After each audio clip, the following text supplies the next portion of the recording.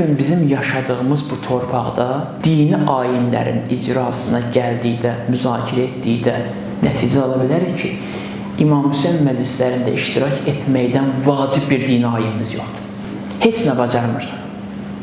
İmam Hüseyin məclisinə qapıdan gir, deyirlər ki, ya Abdullah, mən elə gəlib dayanıb say göstərməyə gəlmişəm. Başqa heç bir şey əlimdən gəlmir.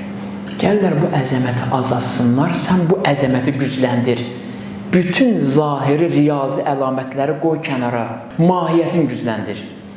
Nə qədər mahiyyətin gücləndirə bilsən, bu mahiyyətin güclənməsi zahiri şərti, hər hansı bir məhdudiyyəti 100% aradan qaldıracaq, əmin edirəm ki, aradan qaldıracaq.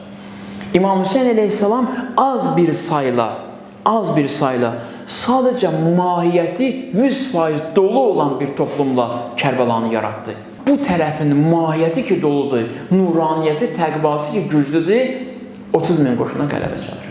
Özü bu qələbəsini hər il tərabətləndirir.